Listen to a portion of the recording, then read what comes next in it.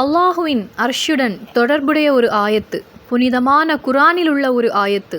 இந்த ஆயத்தை ஒரு அடியான் ஓதினால் அவனுடைய 70 தேவைகளை அல்லாஹு தாலா நிறைவேற்றி தருகிறான்.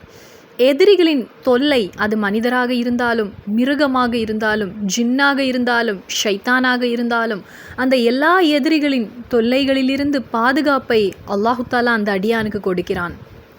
இந்த ஆயத்தை எப்போது ஓத வேண்டும், எந்த ஆயத்து, அதனுடைய அர்த்தம் என்ன என்பதை இன்னைக்குள்ள இந்த வீடியோவில் நான் உங்களிடம் பகிர்ந்து கொள்கிறேன்.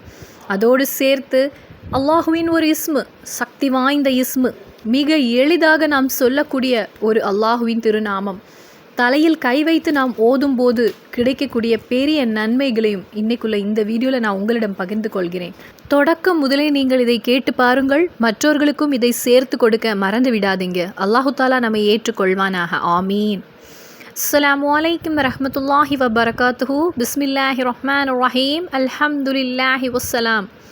அன்பு நிறைந்த மோமின்களே, சகோதர சகோதரிகளே, அல்லாஹு தாலா ரப்புல் இஸ்ஸத் நமக்கு எல்லாருக்குமே ஆரோக்கியத்துடன் நீண்ட ஆயுளை வழங்கி நம்முடைய பிரச்சனைகளையும் கஷ்டங்களையும் நீக்கி எல்லா விதமான சந்தோஷத்தையும் சமாதானமும் உள்ள ஒரு நல்ல குடும்ப வாழ்க்கையும் நல்ல சமூக வாழ்க்கையும் வழங்கி அருள் புரிவானாக.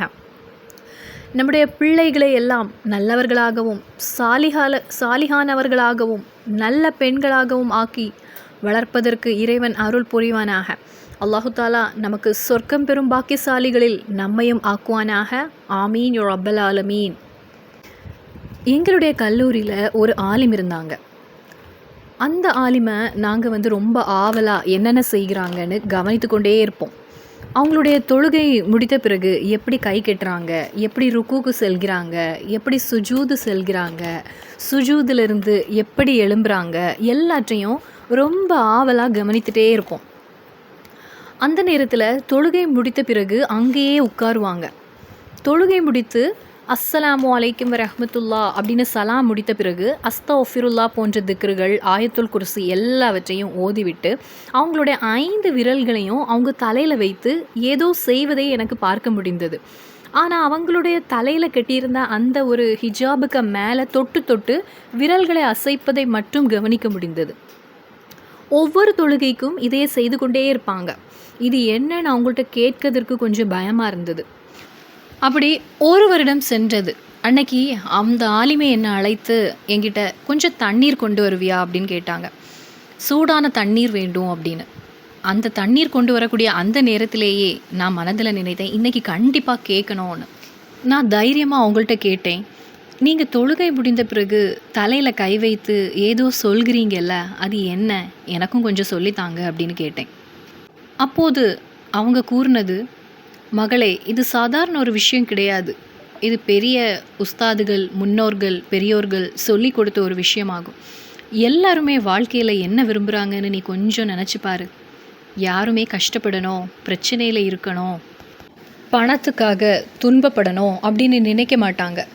எல்லாருடைய உள்ளுக்குள்ளே இருக்கக்கூடிய ஆசை என்னென்னா, ஒரு சாந்தமான வாழ்க்கை, ஒரு பாதுகாப்பான வாழ்க்கை, குறிப்பாக ஒரு பொருளாதார பாதுகாப்பு. ஆனால் அந்த பொருளாதார பாதுகாப்புனா என்னது? அது லட்சங்களோ கோடிகள் சேர்த்து வைத்திருக்கணும் அப்படி கிடையாது. அது பெரிய பெரிய வீடு, காரு, லக்ஷரி வாழ்க்கை அதுவும் கிடையாது. உண்மையான பொருளாதார பாதுகாப்புனா நம்முடைய தேவைகள் வந்தால் அதை நிறைவேற்ற நமக்கு பணம் இருக்க வேண்டும். உதாரணமாக, ஒரு மனிதனுக்கு திடீர்னு உடம்பு சரியில்லாமல் போகிறது. அவன் உடனே மருத்துவமனைக்கு போகிறான். அங்கே அவனுக்கு செலவு வருகிறது. அந்த நேரத்தில் எங்கேருந்து பணம் வருது என்று அவன் கவலைப்பட வேண்டிய ஒரு நிலை அவனுக்கு வரக்கூடாது. அதே மாதிரி பிள்ளைகள் வளர்ந்து கல்யாண வயசுக்கு வந்தால் அவர்களின் கல்யாணத்தை நடத்த வேண்டும். அது ஒரு பெரிய பொறுப்பாகும். அந்த நேரத்தில் பணம் இல்லை அப்படிங்கிற ஒரு மனநிலை வரக்கூடாது. பணம் இல்லைன்னு கஷ்டப்படாமல் நிம்மதியாக அந்த பொறுப்பை நிறைவேற்ற முடிஞ்சால் அதுதான் உண்மையான ஒரு பாதுகாப்பு. இன்னும் பல விஷயங்கள் இருக்கிறது. வீட்டுடைய செலவுகள், பிள்ளைகளின் படிப்பு, தினசரி வாழ்க்கை தேவைகள், எதிர்பாராத செலவுகள், இவை எல்லாமே ஒரு மனிதன் வாழ்க்கையில் தவிர்க்க முடியாத விஷயங்கள். எந்த வீட்டில் பார்த்தாலும் இந்த 4 விஷயங்களும் கண்டிப்பாக இருக்கும். ஒரு வீடு நடத்தணும் அப்படின்னாலே செலவு இருக்கும். கரண்ட் பில், உணவு, வாடகை, மருந்து, இப்படி ஒவ்வொரு நாளும் செலவு இருந்து கொண்டே இருக்கும். இந்த ஒரு விஷயத்தை நம்மால் தவிர்க்க முடியாத ஒன்று. அதே மாதிரி பிள்ளைகளின் படிப்பு. இப்போ உள்ள காலத்தில் நல்ல கல்வி, நல்ல எஜுகேஷன் வேணும்னா அதற்கு செலவு ரொம்ப தேவை. நம்மளுடைய ஸ்கூல், புக்ஸு, டியூஷன் எல்லாமே நமக்கு அமௌண்ட்டு தான். அடுத்தது தினசரி வாழ்க்கை தேவைகள். நாம் தினமும் வாழ்வதற்கே செலவிருக்கிறது. சாப்பாடு, உடை, போக்குவரத்து, இவை எல்லாமே தொடர்ச்சியான செலவுகள் தான் நமக்கு. இன்னொரு முக்கியமான விஷயம், எதிர்பாராத செலவுகள் வந்துட்டு இருக்கும். திடீர்னு நோய் வரலாம், ஏதாவது அவசர நிலை நமக்கு வரலாம், வீட்டில் ஏதாவது பிரச்சனை வரலாம். அந்த நேரத்தில் நமக்கு பணம் தேவைப்படும். அந்த நேரத்தில் தான் உண்மையான நிலை என்னன்னு நமக்கு தெரியும். இந்த எல்லா விஷயங்களுமே வாழ்க்கையில் நடக்கக்கூடியது தான். அதனால தான் பொருளாதார பாதுகாப்புன்னு சொல்லும்போது அது பெரிய பணக்கார வாழ்க்கை கிடையாது. தேவையான நேரத்தில் தேவையான அளவு பணம் நம்மிடத்தில் இருக்கணும். நம்ம தேவைகளை நிறைவேற்ற நமக்கு முடிஞ்சால் போதும். அதுதான் உண்மையான பாதுகாப்பு. அது லட்சம் கோடி இருக்கணும் அப்படின்னு கிடையாது. லக்ஷரி வாழ்க்கை இருக்கணும்னு கிடையாது. தேவை வரும்போது கஷ்டப்படாமல் நிறைவேற்ற நமது தேவையை முடிக்கணும். அதுதான் முக்கியம். அதனால தான் பெரியவர்கள் நமக்கு ஒரு வழி கற்றுத்தந்திருக்காங்க. அந்த வழி என்னென்னா, நம்ம வாழ்க்கையில் தேவைகள் நிறைவேறணும், கஷ்டங்கள் குறையணும், கடன்கள் தீரணும், மன நிம்மதி கிடைக்கணும் என்றால் அது நம்மால் முடியாத ஒன்று. அதற்கு நமக்கு அல்லாஹுவின் உதவி தேவை. அந்த உதவியை பெறுவதற்கு நம்ம என்ன செய்யணும்? அதற்காக தான் இந்த மாதிரி இந்த மாதிரி துவா, குர்ஆன் ஆயத்துகள் எல்லாமே நமக்கு கொடுக்கப்பட்டிருக்கிறது. இவையெல்லாம் வெறும் வார்த்தைகள் கிடையாது. இது அல்லாஹுவோடு தொடர்புடையது. இது நம்பிக்கையோடு நம்ம ஓதணும். நம்ம மனதார நம்பிக்கையோடு தொடர்ந்து இதை செய்து வந்தால் நமக்கு என்ன ஆகும்? அல்லாஹு தாலா நமக்கு போதுமான வாழ்க்கை வசதியை ஏற்படுத்தி தருவான். நம்ம கஷ்டங்களை எல்லாம் இறைவன் எளிதாக்குவான். நம்ம தேவைகளை இறைவன் நிறைவேற்றுவான். சில நேரம் நம்ம யோசிக்கக்கூடிய ஒரு விஷயம், இது எப்படி நடந்தது அப்படின்னு. ஆனால் அது யார்? அல்லாஹுவின் உதவி நமக்கு கிடைக்கிறது. அதனால தான் அந்த ஆலிம் என்ன சொல்கிறாங்க, நான் தலையில் கை வைத்து அந்த சொல்கிறது இந்த தேவைகளுக்காக தான். அது ஒரு பழக்கம் இல்லை, அது ஒரு ரகசியமான ஒரு வழி. அது ஒரு நம்பிக்கையோடு செய்யக்கூடிய ஒரு திக்ர். அதில் தான் அந்த சக்தி இருக்கிறது. அப்போது படிக்கக்கூடிய நேரத்தில் இந்த முறையில் தான் இதை கற்றுத்தந்தாங்க. இதை நினைவாற்றலுக்காகவும் இதை ஓதலாம். ஏதாவது ஒரு பொருள் காணாமல் போனால் கூட இந்த ஓதி நாம் தேடலாம். இப்போது நாம் பணத்தை எங்காவது வைத்து மறந்து போகலாம், அல்லது நம்மளுடைய வண்டியின் சாவியை எங்கேயாவது வைத்து நம்ம எங்கே வைத்தோம் அப்படின்னு தெரியாமல் மறந்துருப்போம். அப்படிப்பட்ட நேரத்தில் இந்த ஒரு சொல்லிக்கொண்டு நாம் தேடினால் அது விரைவாக கிடைக்கும். அதனால்தான் யா கவியு யா அல்லா, யா கவியு யா அல்லா, இது மிகவும் சக்தி வாய்ந்த ஒரு இஸ்மாகும். கவி என்று சொன்னால் சக்தி வாய்ந்தவன், எல்லாவற்றையும் செய்ய வல்லவன் என்பதுதான் இதனுடைய அர்த்தம். அதாவது கடன்களில் சிக்கியவர்களின் கடன்களை அடைக்கவும், பொருளாதார கஷ்டத்தில் இருக்கக்கூடியவர்களின் பிரச்சனைகளை நீக்கவும், உடல் நல பிரச்சனைகளை சரி செய்யவும், எந்த விதமான சிரமமாக இருந்தாலும் அதை மாற்றவும் சக்தி உள்ளவன், வல்லவன் அல்லாஹுதான். அதனால தான் யா கவியு யா அல்லா, யா கவியு யா அல்லா என்று நாம் அழைக்க வேண்டும். அதனால் இந்த உங்களுடைய வாழ்க்கையில் ஒரு பழக்கமாக வைத்து கொள்ளுங்கள். உங்களுடைய தொழுகை முடித்த பிறகு தலையில் கை வைத்து இதை ஓத வேண்டும். குறிப்பாக படிக்கக்கூடிய குழந்தைகளுக்கு இது ரொம்ப நல்லது. பள்ளிகள் திறக்கக்கூடிய காலம் இனி வரப்போகுது. புதிய பாடங்கள், புதிய விஷயங்கள் எல்லாமே கற்றுக்கொள்ள வேண்டிய ஒரு நேரம். அப்போது இந்த ஒரு உங்களுடைய தலையில் கை வைத்து ஒவ்வொரு தொழுகை பிறகும், ஃபஜருக்கும் சரி, லஹருக்கும் சரி, அசருக்கும் சரி, மஹரிப்புக்கும் சரி, இஷாவுக்கும் சரி, நீங்கள் தலையில் கை வைத்து 10 முறை சொல்வது மிகவும் பயனுள்ளதாக இருக்கும். அல்லாஹு தாலா நமக்கு எல்லா நன்மைகளையும் பரக்கத்தையும் வழங்குவானாக. ஆமீன் யா ரப்பல் ஆலமீன்.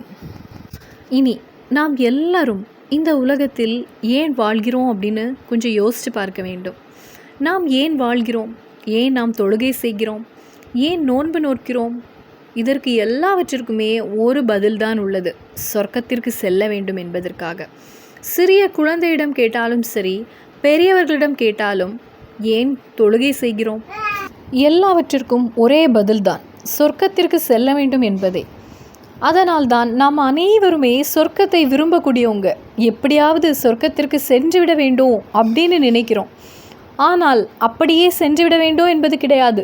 சொர்க்கத்தில் போய் சாதாரணமாக இருக்க வேண்டும் என்பதல்ல. சொர்க்கத்திலேயே மரியாதையுடன் உயர்ந்த நிலையில் இருக்க வேண்டும்.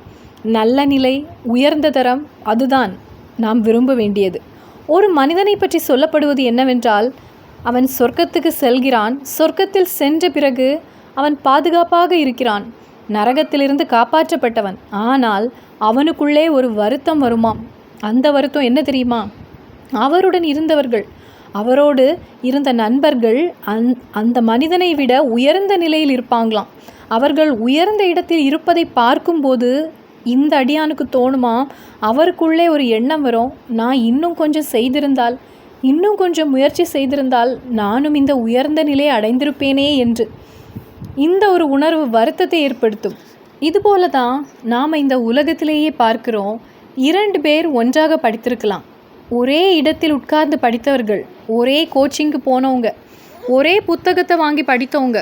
ஆனாலும் வாழ்க்கையில் என்ன நடக்கிறது? ஒருவருக்கு ஒரு சாதாரண வேலை கிடைக்கும், இன்னொருவருக்கோ ஒரு நல்ல வேலை கிடைக்கும். சம்பளத்திலும் வித்தியாசம் இருக்கும். அப்போது அந்த குறைந்த சம்பளத்தை கிடைத்தவங்க என்ன நினைப்பாங்க? நான் கொஞ்சம் கூடுதலாக முயற்சி செய்திருந்தா, கொஞ்சம் கவனமாக இருந்திருந்தா, நானும் அவனை போல ஒரு நல்ல நிலையை அடைந்திருப்பேனே என்று நினைப்பாங்க. இந்த எண்ணம் எப்படி வருகிறதுன்னு பார்த்தா, வாய் பிறந்தும் அதை சரியாக பயன்படுத்தாமல் தான் வருகிறது. அதே மாதிரி தான் சொர்க்கத்திலும் இருக்கும். சொர்க்கத்தில் சென்ற பிறகு இன்னும் கொஞ்சம் செய்திருக்கலாம், இன்னும் கொஞ்சம் முயற்சி செய்திருக்கலாம் என்று வருத்தப்பட வேண்டிய நிலை வரக்கூடாது. அதனால தான் நாம் என்ன செய்ய வேண்டும் என்றால், இப்போது இங்கிருக்கும் போதே முயற்சிகள் செய்ய வேண்டும். சொர்க்கத்தில் உயர்ந்த ஒரு நிலையை பெற வேண்டும் அப்படின்னு நினைக்க வேண்டும். சொர்க்கத்தின் நடுவில் ஒரு இடம் கிடைக்க வேண்டும் அப்படின்னு ஆசைப்பட வேண்டும். அதற்காக இப்போதே நம்மால் செய்ய வேண்டிய நல்ல செயல்களை செய்து கொண்டே இருக்க வேண்டும். இப்போது இந்த இடத்துல சிலர் சொல்லக்கூடிய ஒரு விஷயம் என்னென்னா, சொர்க்கம் நரகம் என்று சொல்வது எல்லாம் கதைகள், அவையெல்லாம் உண்மை அல்ல அப்படின்னு சொல்லக்கூடியவங்களும் இருக்கிறாங்க. அவர்கள் அப்படி சொல்லட்டும், அவர்களுக்கும் சொல்வதற்கு ஏதாவது ஒன்று வேணும்ல, அதனால் அவங்க அப்படி சொல்கிறாங்க. நான் யாருடன் பேசிக்கொண்டிருக்கிறேன்னா, நான் நம்பிக்கையுள்ள மக்களுடன் பேசிக்கொண்டிருக்கிறேன். நான் ஈமானுள்ள மக்களிடம் பேசிக்கொண்டிருக்கிறேன். நாம் சொர்க்கத்தை நம்புகிறோம், நரகத்திலிருந்து காப்பாற்றப்பட வேண்டும் அப்படின்னு நினைக்கிறோம். நாம் எல்லாருமே கபரில் செல்ல வேண்டியவர்கள் தான், அதை நினைத்து தான் நம்ம வாழ்கிறோம். அதனால் இது கதை கிடையாது. நாம் கண்களால் பார்க்க முடியாத ஒரு உலகம் இருக்கிறது. அந்த உலகத்தில் நடக்கக்கூடிய விஷயங்கள் தான் சொர்க்கமும் நரகமும். நாம் பார்க்க முடியாததால் அது இல்லை அப்படின்னு சொல்ல முடியாது. அதனாலேயே நாம் எல்லாரும் சொர்க்கத்தில் செல்ல வேண்டும் என்று விரும்புகிறோம், நரகத்திலிருந்து காப்பாற்றப்பட வேண்டும் அப்படின்னு ஆசைப்படக்கூடியவங்க தான். நபி ஸல்லல்லாஹு அலைஹி வஸல்லம் அவர்களின் ஹதீஸுகளை நாம் பார்க்கும்போது, அல்லாஹுவின் கருணை பார்வை 1 அல்லது 2 அல்ல, 70 பார்வைகள். ஒரு நாளில் 70 முறை அல்லாஹு தாலா தனது கருணை பார்வையை ஒரு மனிதனுக்கு அளிக்கிறான் என்று நமக்கு ஹதீஸு கற்றுத்தருகிறது. ஒரு முறை கிடைத்தாலே அது ஒரு பெரிய விஷயம். ஒரே ஒரு முறை அல்லாஹுவின் கருணை பார்வை நம்மீது பட்டாலே அந்த மனிதன், அவனுடைய துனியாவும் சரி ஆகிரவும் சரி, பாதுகாப்பாகி விடுகிறான். ஆனால் ஒரு நாளிலே 70 முறை கிடைத்தால் அது மிக பெரிய ஒரு அருளாகும். அந்த 70 கருணை பார்வையும் நமக்கு கிடைக்க வேண்டுமா? கண்டிப்பாக கிடைக்க வேண்டும். 70 தேவைகள் நிறைவேற வேண்டுமா? கண்டிப்பாக நிறைவேற வேண்டும். வாழ்க்கையில் எத்தனை தேவைகள் இருக்கிறது? எல்லாமே நிறைவேற வேண்டும். பணம் சம்பந்தமான தேவைகள் இருக்கிறது, உடல் நலம் சம்பந்தமான தேவைகள் இருக்கிறது, குடும்ப தேவைகள் இருக்கிறது, பிள்ளைகள் சம்பந்தமான தேவைகள் இருக்கிறது. இப்படி பல தேவைகள் இருக்கின்றன. அந்த தேவைகள் எல்லாமே நமக்கு நிறைவேறி கிடைக்க வேண்டும்.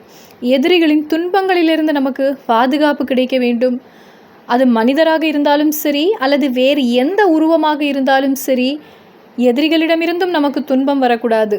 எந்த விதமான துன்பமும் நம்மை தொடக்கூடாது. அல்லாஹு தாலா எல்லாவற்றிலிருந்தும் நமக்கு முழுமையான பாதுகாப்பை தர வேண்டும். எல்லா நாட்களுமே நான் சொல்லக்கூடிய இந்த ஆயத்துகளை நீங்கள் ஃபஜ்ருடைய தொழுகைக்கு பிறகும் மஹ்ரிபுடைய தொழுகைக்கு பிறகும் ஓதிக்கொள்ளுங்கள். ஏதாவது ஒரு காரணத்தில் உங்களுக்கு இந்த சூறாவை ஃபஜ்ருக்கு ஓத முடியலைன்னா கண்டிப்பாக மஹ்ரிப்புக்கு ஓதிக்கொள்ளுங்கள்.